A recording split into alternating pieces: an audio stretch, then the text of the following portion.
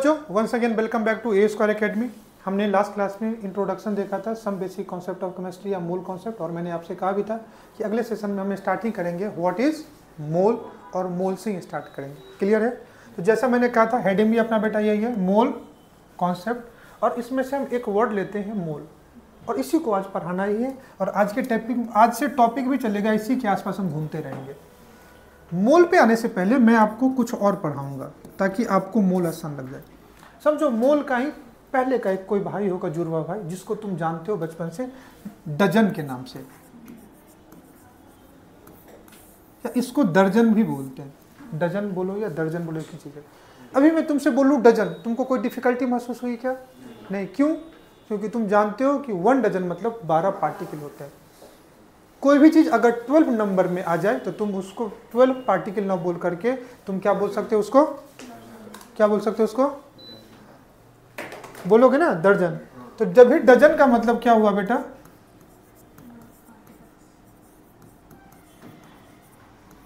Dozen का मतलब क्या हुआ? 12 पार्टिकल। क्या इसमें कोई तुमको ऐसा कोई डिफिकल्टी है? तो अगर मैं बोलूं 1 डजन तो कितने पार्टिकल? तो अगर 2 डजन बोलूं तो? 3 डजन बोलूं तो? अगर x डजन बोलूं तो?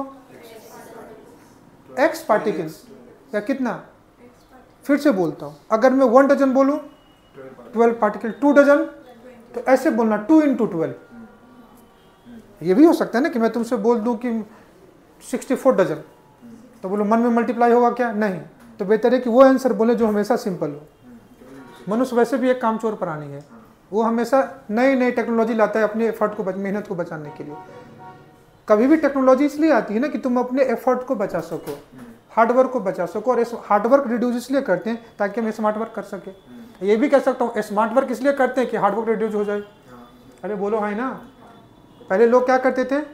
मैन पावर लग करके कुआं खोदते थे, लोगों ने अब क्या ला दिया? जेसीबी।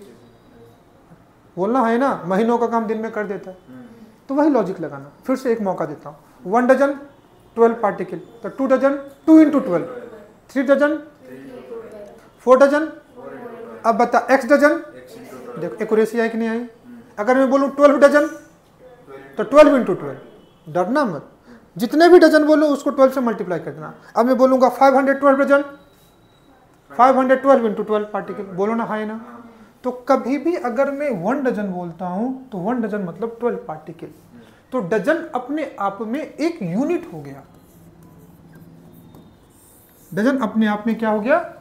जब यूनिट तभी बोलते हैं कि जब कोई चीज एक फिक्स नंबर को रिप्रेजेंट करे, और वो चीजें कभी भी जगह चेंज होने पे ना चेंज हो जाए, टेम्परेचर चेंज होने पे ना चेंज हो जाए। अब मान लो कि अभी मैं दिन में बोलूँ 1 डजन, तुम बोलोगे 12 पार्टिकल, में बोलूँ रात में 1 डजन, तो क्या कुछ और होगा क्या? नहीं। अगर मैं इंडिया में बोलता हूँ 1 डजन तो 12 पार्टिकल, तो अमेरिका में भी 1 डजन 12 पार्टिकल होगा। बोलना है ना। अगर मैं अदर कंट्री जाऊँ वहाँ भी वही पार्टिकल होगा। अगर मैं लो टेम्परेचर पे बोलूँ 1 डजन 12 पार्टिकल, तो थोड़ी है कि हाई टेम्परेचर पे 1 डजन चेंज हो जाएगा। वैसी चीज़ें जो टाइम प्लेस सर्कमस्टांसेस के पड़े हो, चेंज ना करे, उसी को क्या बोलते हैं? तो हम कह सकते हैं ना कि dozen is a unit which represent 12 particle. तो ये एक यूनिट है जो किसको रिप्रेजेंट कर रहा है? और मैं तुमको बार बार क्या दे रहा था? डजन। तो जब तुम डजन को किससे मल्टीप्लाई कर दे रहे थे? 12 से, तो तुम्हें क्या निकल जा रहा था? Number of. क्या मैं कुछ गलत कह रहा हूं तो बोलना, बोलो है ना। तो एक चीज इसको ये भी कह सकते हो कि जब मैं नंबर ऑफ पार्टिकल को 12 से डिवाइड कर दूंगा तो डजन निकल जाएगा। बोलो ना है ना। क्या कुछ गलत कह रहा हूं? नहीं। तो मैं ये भी कह सकता हूं नंबर ऑफ पार्टिकल, इसको कितने से डिवाइड कर दूं? तो अरे समझो ना, पापा ने 60 मैंगो लाए तो कितने डजन? 60/12, 5 डजन। तो तुम्हें क्या निकल गया? बोलो नंबर ऑफ। अगर कुछ गलत कह रहा हूं तो बताना। इससे तुम हमेशा रिलेशन निकाल सकते हो, डजन से पार्टिकल निकाल सकते हो, और पार्टिकल से क्या निकाल सकते हो? डजन। ऐसा इस क्लास में बैठा कोई बच्चा जिसको ये दिक्कत हुई? बोलो ना हाँ या ना। तो अब मैं क्या कर रहा हूं? डजन को मोल से रिप्लेस कर दे रहा हूं। डजन को तो 12 पार्टिकल को Na पार्टिकल से रिप्लेस कर देता हूं। अब बताओ कोई दिक्कत हुआ? तो जैसे डजन एक यूनिट था, वैसे मोल भी अपने आप में क्या है बेटा, एक यूनिट है। और हमेशा डजन के जैसे ये भी एक फिक्स नंबर ऑफ पार्टिकल को क्या करेगा, रिप्रेजेंट करेगा। और वो fix number of particle dozen में 12 थे, 12 थे, तो यहाँ पे क्या बोल देता हूँ, Na। क्या बोल दिया? अब तुम कहना Na पार्टिकल मतलब तुम 1 2 3 4 समझते हो ना, लेकिन हमेशा किसी नंबर को किसी सिंबल से भी मैथमेटिक्स में रिप्रेजेंट किया जाता है। तो कहीं ना कहीं ये भी एक नंबर ही है। Na भी क्या है, एक। नहीं तो तुमको एक नंबर बताता हूँ जिससे तुम काफी फेमिलियर थे। मैथमेटिक्स में एक नंबर सिंबल होता है पाई, कितने को रिप्रेजेंट करता है? तो कहीं भी अगर 3.14 न लिख अगर मैं पाई लिख दूं तो क्या कोई गलत कह रहा हूँ क्या? अगर समझो किसी चीज का वेट 3.14 kg है और मैं उसको पाई kg बोलूँ तो कुछ गलती होगी क्या? तो सिमिलरली एक सिंबल किसी न किसी नंबर को रिप्रेजेंट करता होगा। तो सिमिलरली Na भी एक सिंबल है जो किसी न किसी नंबर को रिप्रेजेंट कर रहा होगा। बोलो ना हाँ या ना? क्या कुछ गलत कह रहा हूँ? तो जैसे मैं फिर आपस से टॉपिक पे आते हैं वापस से। 1 डजन कितने पार्टिकल? 12 पार्टिकल। तो सिमिलरली 1 मोल कितने पार्टिकल? क्या कुछ गलत कह रहा हूँ?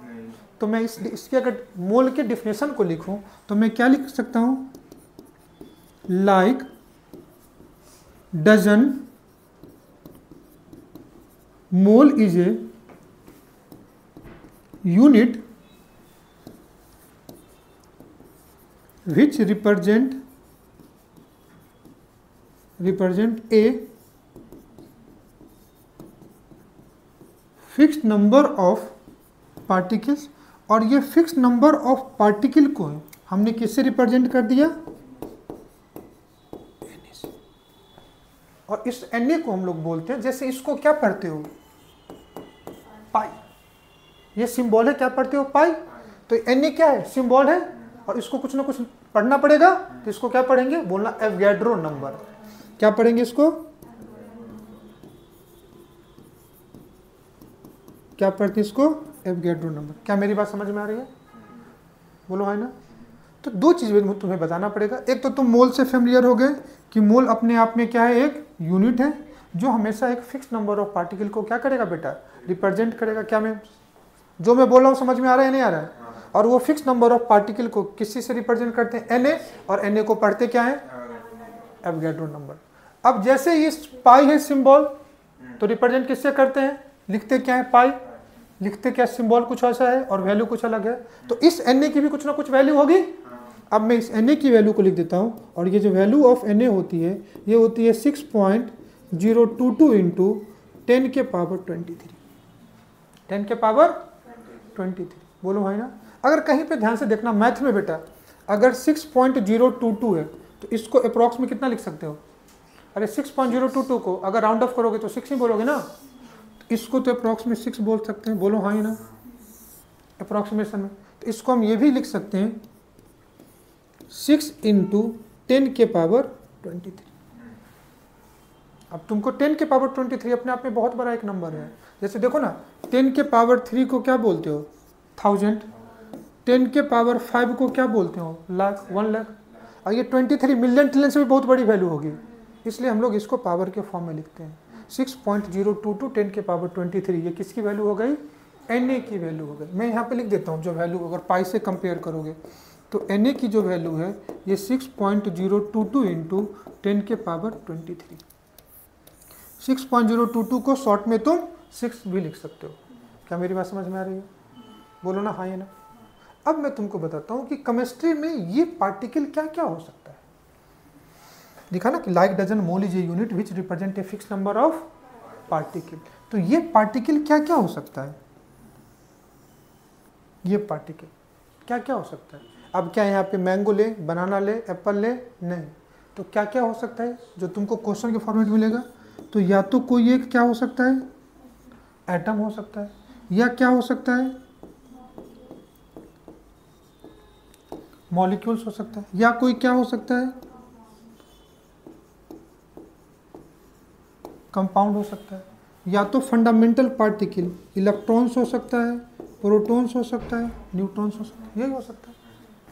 तो पहले अपने को मोल समझना पड़ेगा या atom, molecule, compound, electron, proton समझना पड़ेगा, क्योंकि हर चीज, मोल तो एक यूनिट हो गई। अब मैं बोलता हूँ 1 डजन मैंगो, तुम्हें मैंगो देखा ही नहीं, तो डजन की इज्जत चली गई ना। अरे बोलो है ना। अगर मैं बोलूँ 1 डजन समोसे तो तुम्हें पता नहीं चले समोसे किसको बोलते हैं, कचौड़ी किसको बोलते हैं। तो अगर मैं तुमको बोलूँ 1 डजन मॉलिक्यूल, तुमको मॉलिक्यूल समझ ही नहीं आ रहा है तो मोल क्या समझोगे। तो पहले मोल से पहले तुम्हें नहीं लगता कि पहले उन चीज़ों को समझ लेते हैं, उसके बाद मोल काफ़ी अच्छे से समझ में आ जाएगा। क्या कुछ गलत कह रहा हूँ?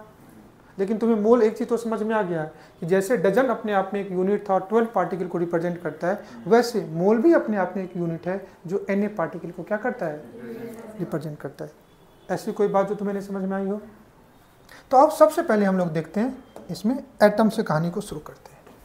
किससे कहानी को शुरू करें?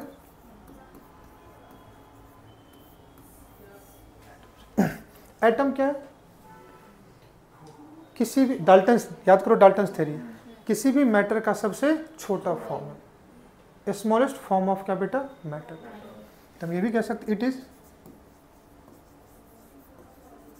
स्मॉलेस्ट फॉर्म ऑफ क्या बेटा, मैटर। लेकिन एक चीज हम जानते हैं कि एटम भी किन चीजों से मिलकर बना हुआ है, इलेक्ट्रॉन, प्रोटॉन एंड न्यूट्रॉन। तो हम ये भी कह सकते हैं made up of electron, proton and क्या बेटा, न्यूट्रॉन, है ना। अब किसी भी एटम को सबसे पहले बात आती है कि हम रिप्रेजेंट कैसे करते हैं, रिप्रेजेंटेशन ऑफ एटम।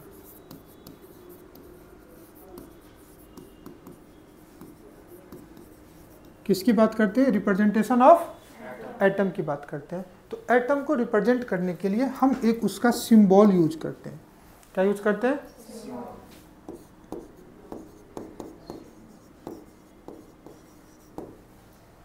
फिर एटम का अपना एक एटॉमिक नंबर होता है जिसको Z से रिप्रेजेंट करते हैं।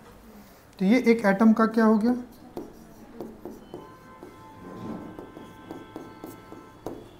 और हर एटम का अपना एक एटॉमिक मास नंबर होता है या जिसको एटॉमिक वेट बोलते हैं। या तो इसको क्या बोल सकता हूं, एटॉमिक वेट, या इसी को क्या बोल सकता हूं, या एटॉमिक मास भी बोल सकते हो, तुम्हारी मर्जी।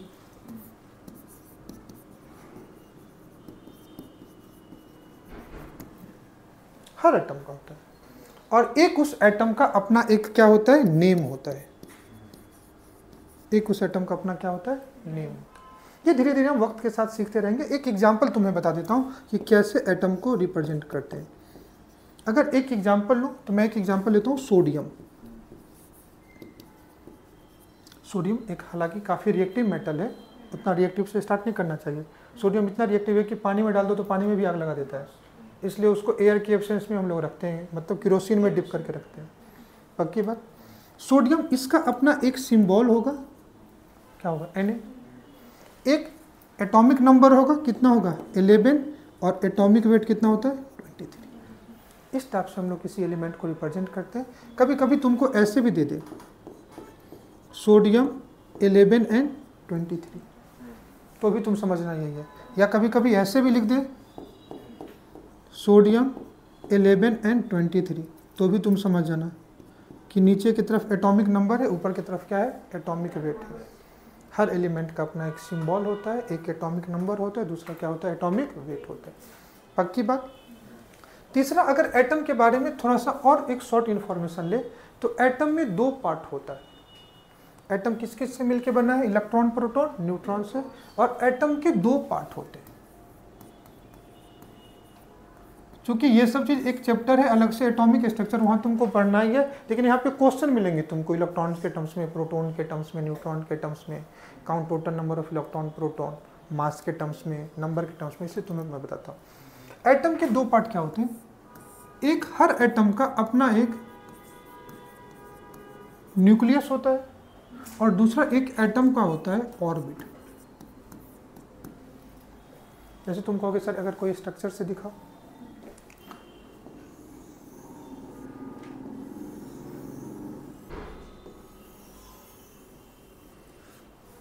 बोलो है ना। और ये उस एटम का क्या होगा, क्या तुम्हें समझ में आ रही है? नहीं समझ में आए तो बोलना बेटा। ये जो मैंने प्लस से दिखा दिया, ये इस एटम का क्या है,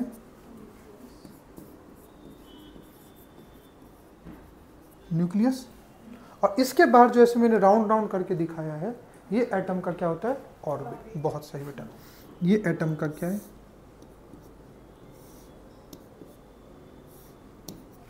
ये एटम का क्या है? ऑर्बिट। पक्की बात। अब ध्यान से तुम एक चीज और देखना, एक चीज और मैं तुम्हें समझाता हूं। ये पहला न्यूक्लियस के जस्ट बाहर वाला है, ऑर्बिट को हम लोग n से रिप्रेजेंट करते हैं। किससे रिप्रेजेंट करते हैं? n।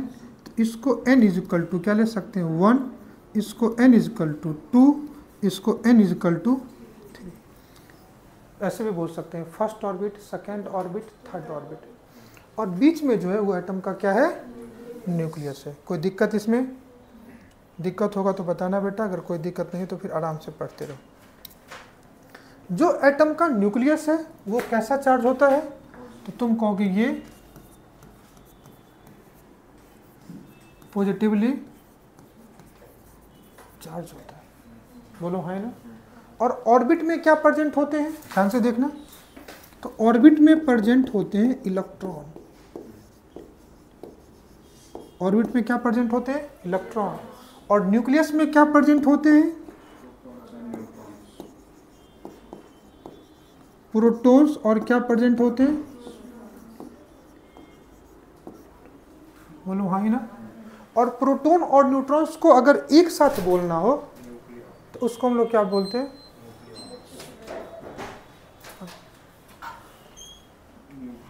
इसको अगर मुझे एक साथ बोलना है तो इसको हम लोग क्या बोलते हैं? इसको क्या बोलते हैं? न्यूक्लियस। क्या मेरी बात समझ में आ रही है? तो प्रोटॉन और न्यूट्रॉन को एक साथ क्या बोलते हैं? न्यूक्लियस। और एटम के ऑर्बिट में क्या प्रेजेंट होगा? इलेक्ट्रॉन। क्या यहाँ तक हर एक बात समझ में आई? ऐसी कोई बात जो नहीं समझ में आ रही है? ठीक। तो हमने 3 चीज़ बताया कि एटम को रिप्रेजेंट कैसे करते हैं, एटम का स्ट्रक्चर कैसा होता है। अब एटम में बाहर की तरफ क्या प्रेजेंट है? न्यूक्लियस बाहर की तरफ है या ऑर्बिट बाहर की तरफ से? और ऑर्बिट में क्या है? इलेक्ट्रॉन। क्योंकि प्रोटॉन और न्यूट्रॉन तो इसके सेंटर में आ गए ना जी। यहाँ पे क्या प्रेजेंट है? Proton and neutron. और ऑर्बिट में क्या प्रेजेंट है? तो इन तीनों पार्टिकल में से कौन बाहर की तरफ प्रेजेंट है? तो जो बाहर की तरफ है हमेशा वही इफेक्ट हो सकता है। बोलो हाँ ना। समझ में आ रहा नहीं आ रहा? तो क्या प्रोटॉन और न्यूट्रॉन कभी इफेक्ट होगा? क्या नहीं होगा। इसलिए किसी भी एटम में प्रोटॉन और न्यूट्रॉन का नंबर हमेशा, ये जो नंबर होगा बेटा, ये हमेशा फिक्स्ड होता है। ये नंबर क्या होगा? लेकिन इलेक्ट्रॉन जो है इसका नंबर चेंज हो सकता है। बोलो है ना। तो इसका जो नंबर ऑफ इलेक्ट्रॉन है, नंबर ऑफ इलेक्ट्रॉन, ये क्या करेगा? ये वेरिएबल होगा। क्या मेरी बात समझ में आ रही है? इसमें कोई दिक्कत जो तुम्हें नहीं समझ में आ रही होगी? फिर बात आती है किसी भी एटम के बारे में अगर तुम जानते हो तो, कि एक मैंने कहा एटम का क्या होता है? बोलना। एक एटम का आपने बताया सर एटॉमिक नंबर होता है। एटम का एक क्या होगा? एटम का एक क्या होगा?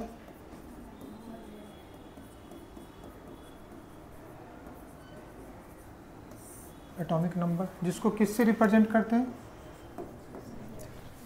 तो किसी भी एटम के तुम एक एटॉमिक नंबर को तुम देखोगे, ध्यान से देखना। तो ये किसको रिप्रेजेंट करता है? ये नंबर ऑफ प्रोटॉन को रिप्रेजेंट करता है। और अगर किसी एटम का एटॉमिक नंबर बेटा तुमको याद है, तुम उससे क्या निकाल सकते हो? नंबर ऑफ प्रोटॉन्स निकाल सकते हो। तो number of proton is equal to किसके बराबर? एटॉमिक नंबर, जिसको मैं क्या ले लूँ? Z। क्या मेरी बात समझ में आ रही है तुम्हें? तो कभी भी किसी एटम का अगर एटॉमिक नंबर तुमको पता है तो वो नंबर ऑफ प्रोटॉन के बराबर होगा। इसमें कोई चेंज हो सकता है क्या? नहीं। अभी हमने देखा कि एटम में 3 टाइप के पार्टिकल होते हैं। कौन कौन सा? Electron, proton and neutron. ये 3 टाइप के पार्टिकल है ना, electron, proton and neutron. Neutron मतलब एन, एन मतलब न्यूट्रल। तो न्यूट्रॉन कैसा होता है? P मतलब प्रोटॉन और P मतलब पॉजिटिव। मैं ये नहीं बोलूँगा ट्रिक है, इतना बेसिक चीज़ तो याद होना चाहिए। और इलेक्ट्रॉन कैसा होता है? इलेक्ट्रॉन निगेटिवली चार्ज होता है। न्यूट्रॉन क्या है? न्यूट्रल है।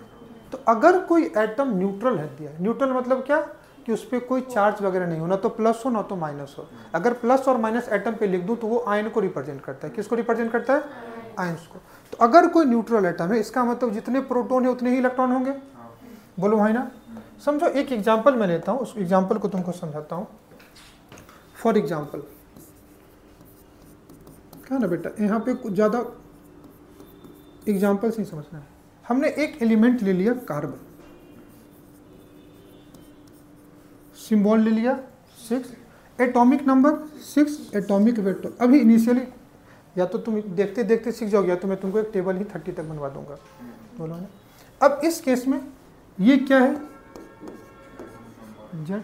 तो जेड से क्या निकल गया? Number of proton. तो इस कार्बन में अगर तुमसे कोई पूछे कि नंबर ऑफ प्रोटॉन बताओ तो कितना हो जाएगा? 6। अब इस कार्बन एटम पे हमने कोई साइन दिया है क्या? कोई चार्ज दिया है क्या? नहीं। चार्ज देते तो ऐसे लिखते, या तो प्लस लिख देते या क्या लिखते? माइनस।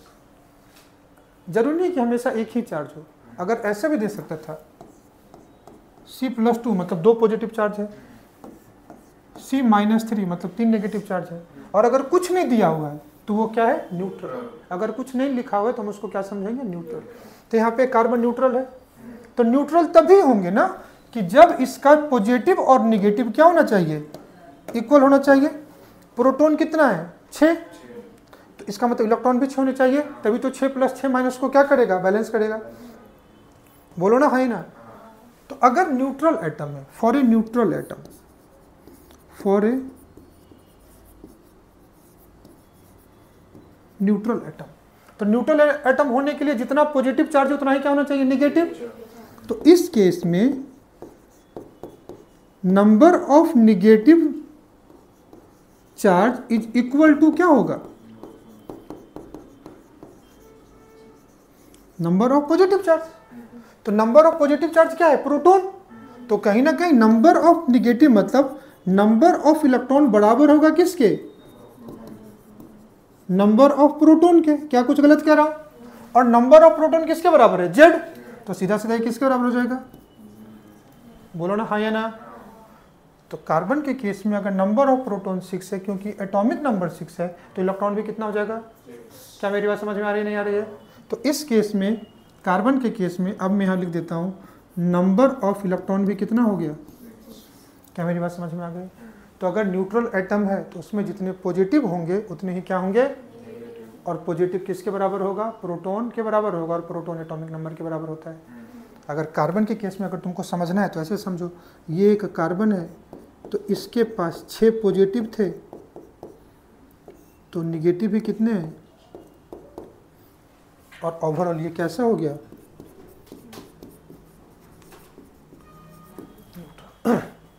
क्या कुछ गलत कह रहा हूं?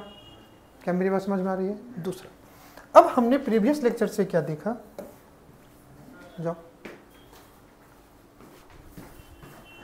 अब हमने प्रीवियस लेक्चर से क्या देखा कि हमेशा प्रोटॉन का नंबर तो सेंटर पे है, तो प्रोटॉन का नंबर चेंज हो सकता क्या? नहीं।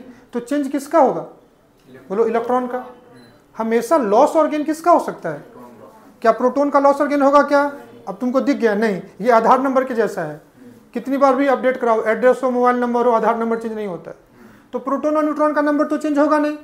हमेशा न्यूक्लियस पे वाले पार्टिकल कभी चेंज नहीं होंगे। क्या चेंज हो सकते हैं? इलेक्ट्रॉन। तो अगर मैं आपको बताऊं तो क्या चेंज हो सकते हैं? इलेक्ट्रॉन। बोलो हाँ या ना। तो अगर मैं तुमसे कह रहा हूं कि इलेक्ट्रॉन चेंज हो सकते हैं, ध्यान से देखना,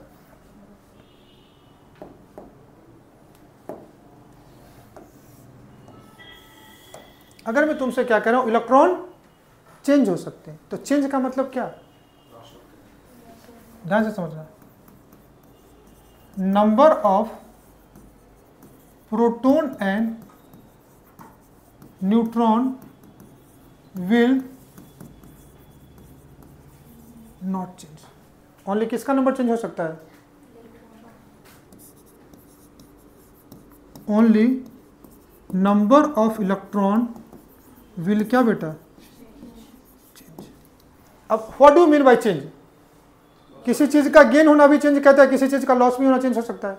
तो चेंज का मतलब क्या हुआ कि आइदर नंबर ऑफ इलेक्ट्रॉन बढ़ जाए, इंक्रीज कर जाए, इंक्रीज करने का मतलब क्या हो जाए, गेन ऑफ इलेक्ट्रॉन हो जाए, या और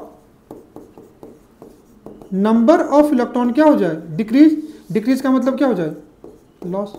दोनों चीज हो सकती है, इलेक्ट्रॉन का लॉस भी हो सकता है, इलेक्ट्रॉन का गेन भी हो सकता है। आइए इस केस को डिस्कस करते हैं कि अगर इलेक्ट्रॉन का लॉस हुआ तो क्या हुआ, गेन हुआ तो क्या हुआ। तो जब भी अगर नंबर ऑफ इलेक्ट्रॉन चेंज हुआ, नंबर ऑफ इलेक्ट्रॉन चेंज क्या हो सकता है, जब इलेक्ट्रॉन का ट्रांसफर हो, तो इसको ये भी कह सकते हैं ट्रांसफर ऑफ इलेक्ट्रॉन। तो जब भी ट्रांसफर ऑफ इलेक्ट्रॉन होगा, there is a formation of ion. क्या होगा बेटा, there is a formation of, क्या मेरी बात समझ में आया? अब दो पॉसिबल हो सकते हैं, इसलिए दो टाइप के आयन भी बनेंगे, एक को कैटायन, एक को एनायन। अब एक केस में क्या हो सकता है, लॉस ऑफ इलेक्ट्रॉन होंगे, और दूसरे केस में क्या होंगे, हम एग्जाम्पल अभी भी कार्बन वाला ही लेते हैं ताकि ऑलरेडी हमने किया हुआ है। कार्बन में 6 पॉजिटिव 6 निगेटिव, बोलो भाई ना। तो अगर मैं कार्बन के एग्जाम्पल से देखूं तो पॉजिटिव कितने होंगे, ध्यान से देखना, पॉजिटिव अभी भी कितने होंगे, हमने एग्जाम्पल किसका लिया है,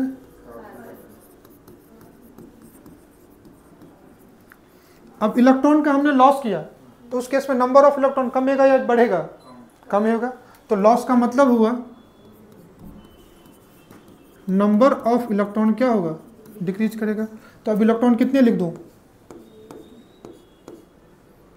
ये सर्कल बना दिया, समझना, यहाँ से इलेक्ट्रॉन लॉस हुए होंगे, बोलो हाँ ना। दूसरा गेन ऑफ इलेक्ट्रॉन मतलब क्या, नंबर ऑफ इलेक्ट्रॉन क्या हुए होंगे, इंक्रीज हुए होंगे, बोलो भाई ना। और नंबर ऑफ इलेक्ट्रॉन इंक्रीज का मतलब क्या, इलेक्ट्रॉन का नंबर बढ़ा होगा। तो अभी भी पॉजिटिव कितना रहेगा, क्योंकि प्रोटॉन तो चेंज नहीं होगा, लेकिन इस केस में इलेक्ट्रॉन कितने हैं, इसको मैंने दिखा दिया, यहाँ पे ये इलेक्ट्रॉन बढ़ा होगा, यहाँ से इलेक्ट्रॉन गया होगा। तो 5 प्रोटॉन 5 इलेक्ट्रॉन 5 निगेटिव 5 पॉजिटिव को तो बैलेंस कर लेगा, बोलो हाँ ना। लेकिन जो एक इलेक्ट्रॉन लॉस हुआ है, जो एक माइनस गया है, तो एक पॉजिटिव यहाँ से एक्सेस में हो जाएंगे। तो कभी भी अगर इलेक्ट्रॉन का नंबर, इलेक्ट्रॉन लॉस हो रहा है, तो किसका नंबर बढ़ेगा, प्रोटॉन का। प्रोटॉन का नंबर एक्चुअली बढ़ नहीं रहा है, क्योंकि इलेक्ट्रॉन लॉस हो गया, इसलिए प्रोटॉन ज्यादा दिख रहा है, बोलो हाँ ना। तो इस कंडीशन में क्या कह सकते हैं, प्रोटॉन आर इन एक्सेस, बोलो है ना। और कितना प्रोटॉन एक्सेस में होगा, जितना इलेक्ट्रॉन लॉस होगा उतना ही प्रोटॉन एक्सेस में होगा। तो यहाँ पे कितने इलेक्ट्रॉन का लॉस हुआ है, एक, तो मतलब एक पॉजिटिव चार्ज आएगा, बोलना। तो अगर प्रोटॉन आर इन एक्सेस तो कौन सा चार्ज डेवलप होगा, पॉजिटिव चार्ज विल, और अगर किसी एटम पे पॉजिटिव चार्ज आएगा, दैट मीन्स उसी को क्या बोलेंगे, कैटायन। क्या बोलेंगे इसको, कैटायन। और एटम पे ये कौन सा चार्ज आएगा, पॉजिटिव चार्ज आएगा, बोलो हाँ ना। इधर देख लो, 6 प्रोटॉन 6 प्लस 6 माइनस को तो क्या करेगा, न्यूट्रलाइज। तो क्या एक्सेस में आ गया, इलेक्ट्रॉन। तो यहाँ पे क्या एक्सेस में हुआ, इलेक्ट्रॉन आर इन एक्सेस। और इलेक्ट्रॉन एक्सेस में हो गया तो कौन सा चार्ज आ गया, निगेटिव चार्ज। तो यहाँ पे negative charge will appear, negative charge will appear. और जब भी निगेटिव चार्ज अपीयर आएगा तो उसको बोलते हैं एनायंस। तो एनायंस के केस में नंबर ऑफ इलेक्ट्रॉन बढ़ता है और कैटायन के केस में नंबर ऑफ इलेक्ट्रॉन। पहले कितने इलेक्ट्रॉन थे, तो अगर दोनों केस में तुम्हें बेटा, अगर तुमको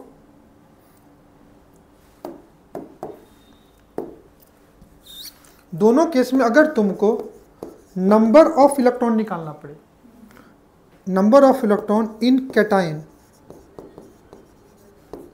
तो पहले कितने थे, जरूरी थोड़ा कि एग्जांपल हमेशा कार्बन का होगा, जेड के बराबर, जेड मतलब एटॉमिक नंबर।